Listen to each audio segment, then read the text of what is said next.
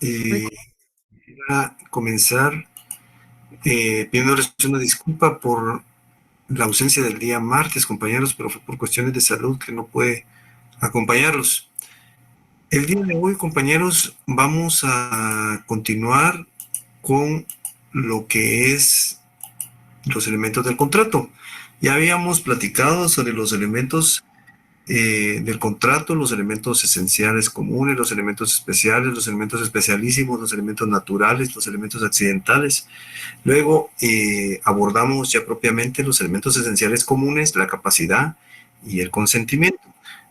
Luego abordamos lo que era los vicios, lo que son los vicios del consentimiento, ¿verdad? Lo que era el dolo, la violencia, el error y la simulación.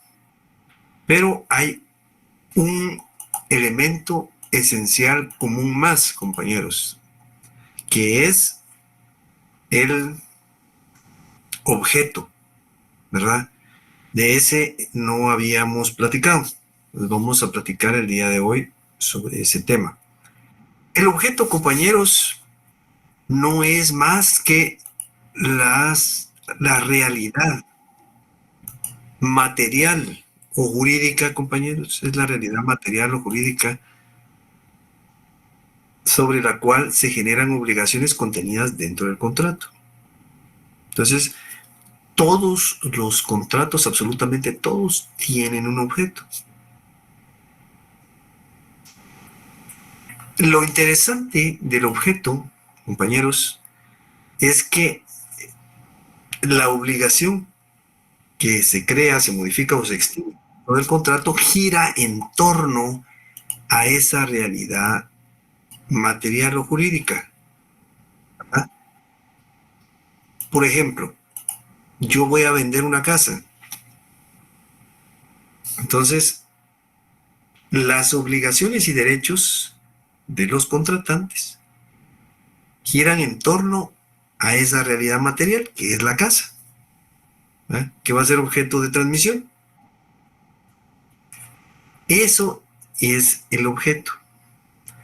El objeto tiene un vínculo muy especial con otro de los elementos, compañeros, que es el consentimiento, ¿verdad? El consentimiento se encuentra vinculado plenamente con lo que es el objeto, ¿verdad? El consentimiento viene de la raíz latina, ¿verdad? Sentir cum, ¿verdad? O sentir juntos. Eso quiere decir que las personas pueden llegar a un acuerdo de voluntades. Pueden, ambas partes pueden, en determinado momento, los contratantes, llegar a un acuerdo, ¿verdad? A un punto en común y decir, bueno, yo me voy a inclinar por esto. Pero lo que sucede es que al desarrollarse esta situación, el vínculo con el objeto es muy cercano. Volvamos al ejemplo de la compraventa, ¿verdad? Los contratantes, comprador y vendedor, constituyen su punto en común en el traslado de la propiedad de la casa. Uno la quiere adquirir y el otro la quiere vender. Uno quiere que le paguen el precio y el otro quiere que le den la casa. Y se generan así derechos y obligaciones para ambos alrededor de esa realidad material. Pero no siempre es un objeto material existente en ese momento, sino por eso se establece como una realidad, porque puede ser a futuro, puede ser que en determinado momento haya otro tipo de situaciones, ¿verdad? Que se pueda determinar a futuro con ciertas condiciones establecidas dentro del contrato. Puede ser un servicio el que se esté otorgando. Entonces, eso es a lo que se refiere el objeto. Veamos el artículo 1538, por favor, compañeros, del Código Civil. El artículo 1538 establece objeto del contrato. No solo las cosas que existen pueden ser objeto de los contratos, sino las que se espera que existan. Pero es necesario que las unas y las otras estén determinadas a lo menos en cuanto a su género. Entonces, solo aquí ya vemos que son cosas que existen en el momento o van a existir a futuro. La cantidad puede ser incierta, con tal que el contrato fije reglas o contenga datos que sirvan para determinarla. Y el tercer párrafo dice, los hechos han de ser posibles, determinados y en su cumplimiento han de tener interés los contratantes. Entonces, aquí me queda claro ciertas circunstancias. Primero, que el objeto del contrato no solo va a ser algo que exista en el momento. Puede ser que no exista, sino que sea a futuro, que en un determinado momento pueda desarrollarse. Pero si se va a desarrollar en un futuro, tiene que tener las condiciones dentro del contrato para que se pueda desarrollar. Por ejemplo, la venta de una cosecha, ¿verdad? Determinado producto en cosecha tiene que llenar ciertos requisitos para que se produzca cierta cantidad. Entonces, a eso es a lo que se refiere este artículo. Es una situación interesante, fíjense compañeros, porque lo que sucede es que el objeto sí se ha desarrollado en la doctrina y pues también está contenido en la legislación, pero no como como el consentimiento o la capacidad, que ha sido ampliamente debatido. En este caso no es así porque realmente el desarrollo en ese sentido ha sido poco. Y como podemos ver, hay situaciones en las cuales no está muy claro el hecho de que existan en determinado momento eh, situaciones en las cuales no tengamos la suficiente claridad, como por ejemplo que el objeto del contrato sea futuro. Fíjense, compañeros, que precisamente lo platicábamos en la anterior clase. Fíjense que hay inmobiliarias que venden por planos, por ejemplo, ¿verdad? Le dicen, mire, la casa no está construida, todavía no está, pero va a estar aquí, mire, este va a ser el lugar, y mire tal y va a tener tal cosa. Entonces, al desarrollarse, va a quedar de esta manera. Pero dentro del contrato están las condiciones para que el objeto pueda constituirse en determinado momento. Entonces, como les decía, es una situación complicada en determinado momento porque no necesariamente el objeto existe, ¿verdad? Lo que sí es que tiene que existir a futuro, eso sí, ¿verdad? Se tiene que suscitar a futuro. Entonces, eso hay que tenerlo en consideración. El objeto, compañeros, tiene que tener tres requisitos esenciales. El primero de ellos es que sea posible. El segundo es que sea lícito y el tercero es que sea determinado.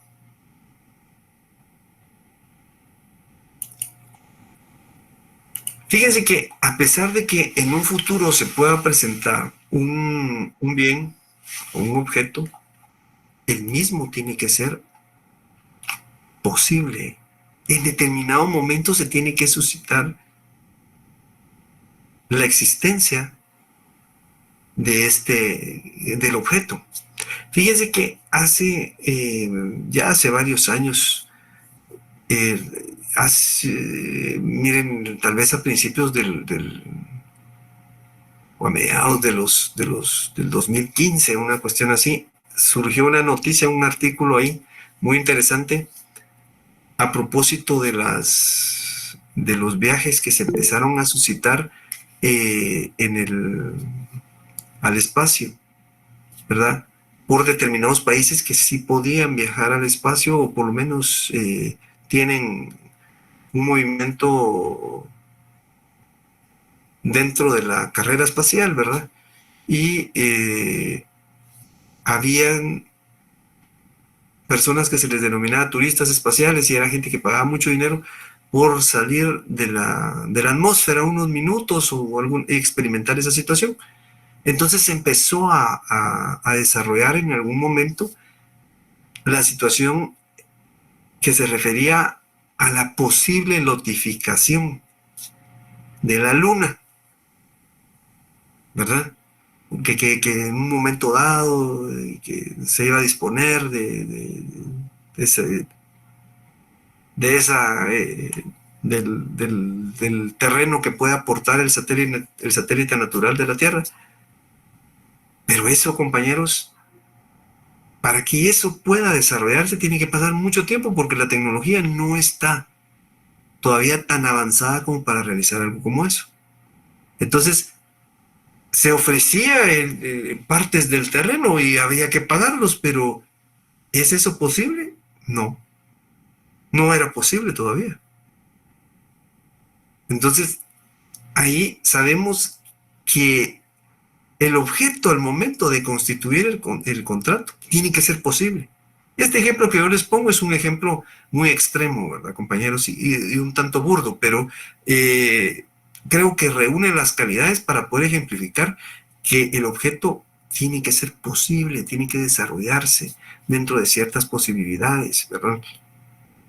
Que esté al alcance de los contratantes, que por eso es que estén celebrando el contrato. Tiene que existir esa posibilidad. Fíjense que de hecho, como les decía, puede ser a futuro. Puede ser que, mire, en determinado momento yo les estoy vendiendo una casa en planos, ¿verdad? Como le llaman, ¿verdad? Porque la casa no está construida. Pero también las cosas a futuro tienen también una determinada prohibición, ¿verdad? Y esa está contemplada en el artículo 1539, el artículo subsiguiente al que teníamos. Dice, se prohíbe todo contrato sobre el derecho de suceder en los bienes de una persona que no ha fallecido o cuyo fallecimiento se ignora. Entonces, ¿qué quiere decir esto, compañeros? Quiere decir que algunas situaciones pueden ser objeto a futuro, pero otras no, como el caso de las sucesiones, la disposición de la masa hereditaria. Pongamos una persona o yo, ¿verdad? Tengo 3 hijos y mis 3 hijos, de conformidad con la ley, van a ser mis herederos. La ley los va a llamar como mis herederos. En determinado momento, ellos, como presuntos herederos, pueden disponer de esos derechos. Pueden decirle a otra persona, mire, le vendo mi derecho hereditario. Y a esta persona comprárselos. Pero para que eso surta sus efectos, primero me tengo que morir yo. Y después se tiene que constituir un procedimiento jurídico, ¿verdad? El proceso sucesorio, ya sea si dejé testamento o no, un proceso sucesorio intestado o testamentario.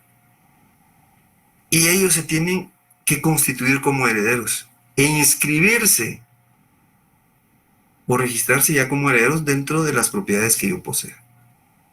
Hasta en ese momento se puede inscribir la compraventa que ellos realizaron, en la cual disponían de sus derechos hereditarios. Hasta ahí, ¿verdad? Entonces ya la persona que compró esos derechos va a ocupar el lugar de ese heredero y ya va a poder disponer. Pero es hasta después de que yo fallezca. Es precisamente por eso es que surge esta prohibición. Y esta está basada en algo que se suscitaba en el derecho romano, compañeros, en el cual se tomaba como algo inmoral el hecho de que se pudiera disponer de las propiedades eh, por los herederos sin haber fallecido el causante. Entonces eso es un remanente de lo que en su momento se dio a lo que tenemos ahora. Entonces, todo esto tiene que ver con el requisito de la posibilidad, ¿verdad? ¿Es posible o no? Entonces, tiene que ser posible. El derecho que tenga, que obtenga, o el bien que obtenga, el servicio que se obtenga en un contrato, el cual va a constituir el objeto, tiene que ser posible. Puede ser que no lo sea. Y si no lo es, entonces el objeto no puede constituirse. Por ende, no se constituye uno de los elementos esenciales del contrato y el contrato puede ser señalado de nulo, de nulidad. ¿Verdad? ¿Por qué? Porque lo que está en determinado momento en objeto, el objeto, perdón, no es posible, no hay posibilidades de efectuarlo. O, por otra parte, puede ser que exista una prohibición. Pero aquí ya vamos a otra situación. Caemos al segundo requisito del objeto, compañeros, que es el objeto lícito, ¿verdad? La licitud que puede tener un objeto. Fíjense que lo que pasa es que el objeto tiene que estar dentro de el comercio de los hombres, es decir, tiene que estar en línea con las leyes de los hombres. Si no está dentro de la ley, entonces lo que va a suceder es que tampoco van a ser a la vida jurídica. Les pongo un ejemplo. Resulta que una persona le vende a otra cierta cantidad de estupefacientes que están prohibidos por la ley, de drogas. Ahí el objeto van a ser los estupefacientes. Alrededor de ellos es que se están generando las obligaciones de ambos contratantes. Pero como eso es prohibido por la ley, entonces ahí no pueden hacer a la vida jurídica. La misma legislación lo prohíbe. Entonces, no es lícito. No entra dentro del comercio de los hombres. Entonces, esa idea de comercializar no se puede dar, ¿verdad? No puede darse, no puede desarrollarse. Entonces, eso se extrae precisamente del tráfico comercial, porque legalmente no es lícito, ¿verdad? O sea, no hay legalidad ahí. Va en contra de lo que la ley establece, dentro de lo que la legislación establece. Vemos ahorita lo que el artículo 1539 establecía. Ahí establece concretamente una prohibición. Entonces, si se plantea algo en contra de eso, va a haber problema, ¿verdad? Entonces, ese ejemplo que yo les ponía de la persona que está comercializando estupefacientes, eso ahí puede declarar nulidad, porque el objeto no es lícito, no es legal, está fuera de toda la comercialización y en determinado momento puede acarrear nulidad para el contrato. Porque uno de los elementos esenciales comunes del contrato no está debidamente constituido, ¿verdad? No es lícito. Ya no solo no es posible, sino no es lícito.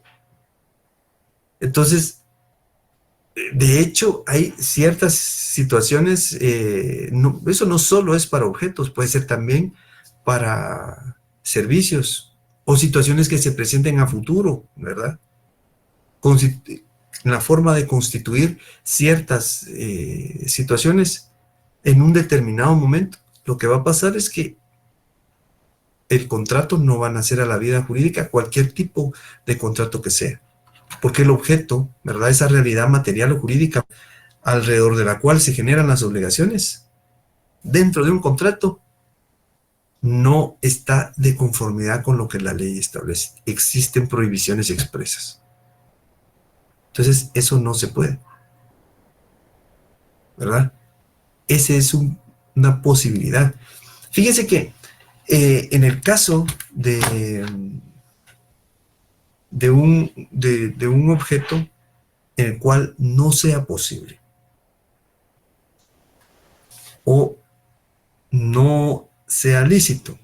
Lícito es porque no está de conformidad con la ley, pero en el caso de que no sea posible, puede ser incluso una propiedad, por ejemplo, que esté sujeta a patrimonio familiar. No hay posibilidad para poder desarrollarla.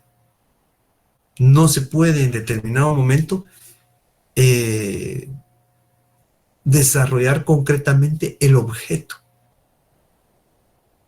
del contrato. A ver, el compañero David Tull levantó la mano. Buenas noches, licenciado. Un gusto saludarlo. Por Muchas ejemplo, gracias, en compañero, este caso, igualmente. ¿verdad? En este caso podemos poner de ejemplo a las personas que han invadido, sin ofender a nadie, ¿verdad? Pero las personas que han invadido los barrancos o asentamientos, ¿verdad? Y que muchos de ellos invaden lugares para después venderlos, para vendérselos a otras personas más adelante. Entonces, este es un negocio o es un contrato de compraventa que en algún momento ellos quieren realizar, sin embargo, no es posible porque ellos no tienen papeles de esos terrenos, ¿verdad? Y no es lícito porque es ilegal la invasión, ¿verdad? Sí, fíjese, compañero, que ese es un buen ejemplo, porque lo que sucede es que en ese caso, la propiedad puede ser de otra persona, entonces no se puede vender lo que no es propio. Entonces no se puede disponer de un bien en el cual pertenece a otra persona, ¿no? Si se dan algunas otras circunstancias en las cuales pues ya se adquieran esos terrenos y se le otorguen a las personas que llegaron a invadir, ya se les dé un título, es diferente, pero solo así no, porque puede ser que el terreno pertenezca a otra persona. Entonces, ahí ya estamos en contra de lo que establece la ley, porque la ley establece que nadie puede vender lo que no es de él, ¿verdad? Ver el compañero Kevin Orlando Cruz. Gracias, licenciada. Buenas noches. Yo tengo una duda. Fíjese que Ujú. yo ahí en las redes sociales, pues ahí sí, como dijo usted, un ejemplo burdo, pero me causa duda. Una, eso sucedió en España. Una señora alegó que el sol era de su propiedad porque nadie lo había reclamado y le dieron pues el título de propiedad y todo eso. Mi pregunta es ahí, ¿cómo se determina que, bueno, el objeto sí es posible porque se ve, ¿verdad? Pero ¿en qué cree que se basan para haberle dado papeles de propiedad a la señora? Mire, la verdad, habría que establecer realmente, habría que leer el documento, ¿verdad? Pero porque realmente eso no es posible, ¿verdad? Realmente no hay tanta, eh, no es un objeto como tal. Realmente está reclamando la propiedad, pero no lo está haciendo objeto de un contrato. Entonces, pero solo así para reclamar la propiedad de algo que beneficia a todos, a menos que en determinado momento pudiera desviar la luz del sol o evitar los beneficios que el sol pueda tener, porque solo son de ella, ¿verdad? Porque son de su propiedad. Pero habría que establecer bajo qué parámetros se constituyó la propiedad del sol para la persona. Tal vez puede ser que sea una broma o alguna cuestión así, porque no se puede, es como lo que les decía, lo de la luna, ¿verdad? Todavía lo de la luna, dice uno, bueno, a futuro tal vez ya puedan llegar colonizaciones a nuestro satélite natural y que ahí puedan empezar a disponer, ¿verdad? Los países que lo puedan hacer. Pero aún así es muy difícil, ¿verdad? Ya no digamos al sol. Habría que establecer bajo qué parámetros le otorgaron la propiedad. Pero sí me parece muy interesante, fíjese, porque ya que alguien reclame la propiedad de algo, a menos que sea como los nombres comerciales, ¿verdad? Que se registran, el primero que lo registra es de él, ¿verdad? Primero en tiempo, primero en derecho. Pero en este caso no creo que sea una situación como esa. Ok, gracias, licenciado. ¿Alguna otra inquietud, compañeros? ¿Alguna otra observación? Que fíjense que lo que sucede es que en este tipo de situaciones, estos aportes que ustedes hacen son muy interesantes porque realmente se puede observar la forma como tal vez en otros lugares, en otras instancias, observan o desarrollan este punto, ¿verdad? Que realmente es interesante porque es alrededor de lo cual se genera todo, ¿verdad? El objeto es alrededor de lo cual se generan las obligaciones que te tienen que cumplir. Y por último, compañeros, el objeto, el último requisito, aparte de ser posible, ilícito, tiene que ser determinado. Entonces, ¿qué quiere decir esto? Tiene que establecerse concretamente qué es o cómo va a ser, ¿verdad? Las calidades que tenga, las cualidades, ¿verdad? La utilidad que tenga, todo tiene que establecerse debidamente. Fíjense que en el semestre pasado, en lo que era las obligaciones en general, existe un punto sobre las obligaciones generales y las obligaciones específicas. Y se derivaba de un ejemplo que en algún momento se planteó sobre el momento de cumplir una obligación. ¿Y qué pasaba si se planteaban obligaciones muy genéricas, ¿no? Por ejemplo, tengo que pagar un carro. O tengo que pagar con un carro. O con un vehículo. Pongámoslo más abierto todavía. Con un vehículo. Bueno, entonces vamos a pagar con el vehículo. ¿Y qué quiere decir esto de que vamos a pagar con el vehículo? Bueno, aquí está el vehículo. Miren, le doy una bicicleta. Entonces eso, en determinado momento dicen, bueno, pero aquí no está correctamente determinado, si el valor de las obligaciones, de todo lo que se generó era muy alto. Bueno, lo que vamos a entregar puede ser un carro, pero con tales y tales calidades, ¿verdad? De tal y tal marca, con tal y tal motor. Entonces ya se tiene que describir, eso quiere decir que se tiene que determinar, ¿verdad? Se va a determinar concretamente para evitar que existan algún tipo de problema. Fíjese que un ejemplo de esto también podría ser, bueno, yo entro a una venta de electrodomésticos y con esto de que pues, han habido muchos eventos deportivos en la actualidad, como la Eurocopa, la Copa América y los Juegos Olímpicos.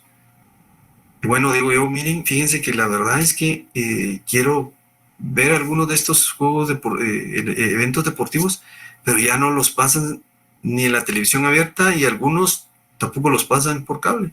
Entonces, los quiero ver en las plataformas de internet que hay en la actualidad. Entonces, quiero un televisor que acceda a internet. Entonces, llego y le digo, mire, quiero un televisor con el cual yo pueda acceder a internet. Y bueno, ¿de qué marca lo quiere? Fíjese que no sé. ¿De qué tamaño lo quiere? ¿Verdad? ¿Qué tamaño tiene que ser la pantalla? Tampoco sé. Entonces, no lo tengo determinado. No es como que dijera, mire, lo quiero de tal marca y tiene que ser la pantalla de tal tamaño. Entonces ya hay una claridad en relación al objeto. Es determinado. Es determinado. Entonces, en una situación especial, no podría realizarse un contrato si no está debidamente determinado.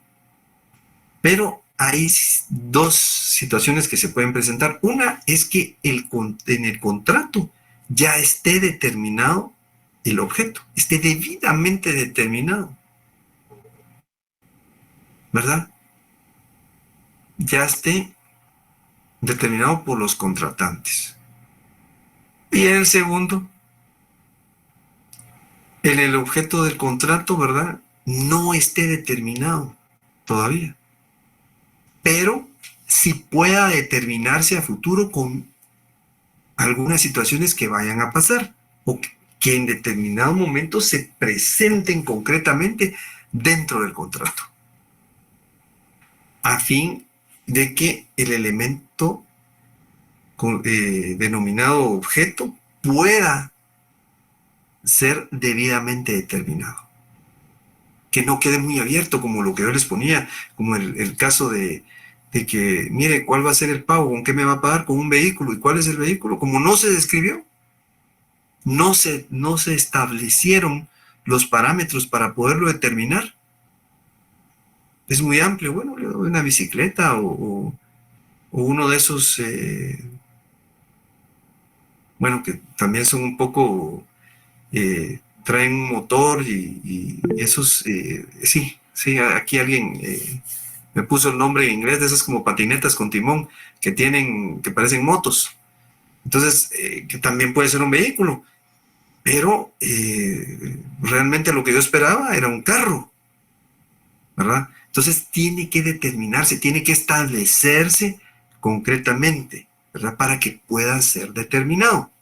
Entonces ya vemos aquí, compañeros, que el objeto es un elemento esencial común de los contratos. Debe de existir. Todos los contratos lo tienen que tener. Es una realidad material o jurídica alrededor de la cual se generan obligaciones dentro de un contrato.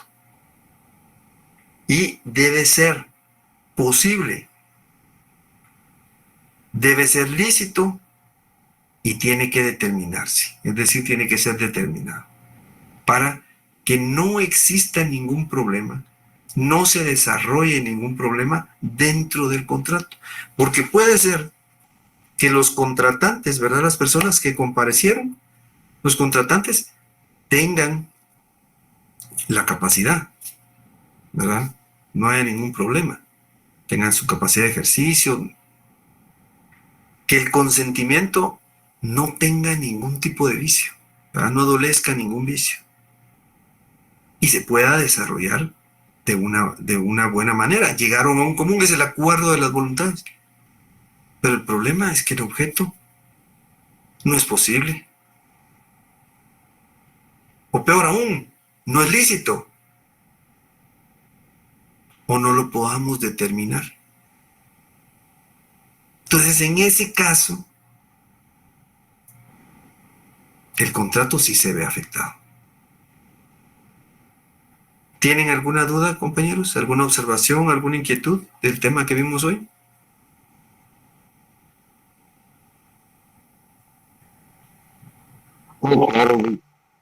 Muy bien, compañeros. Miren, Todo claro, licenciado. muchas gracias, compañero. Este es el último elemento.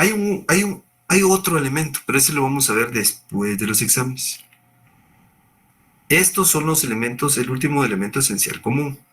Entonces, miren, compañeros, como el lunes comienzan los exámenes, mañana les voy a transmitir yo, se los voy a trasladar a través de los grupos de WhatsApp, el laboratorio, que es está resumido esto prácticamente lo que hemos visto en preguntas, para que ustedes puedan contestarlas y prepararse de una buena manera para el examen. Sí les llegó las diapositivas del día de hoy, ¿verdad, compañeros? Sí les llegaron. Sí, licenciado. Licenciado, muchas gracias. Muy bien, compañeros. Entonces, no me resta más que desearles una feliz noche y agradecerles su atención y también las intervenciones, compañeros. Les agradezco los aportes para la clase y pasen una feliz noche, compañeros.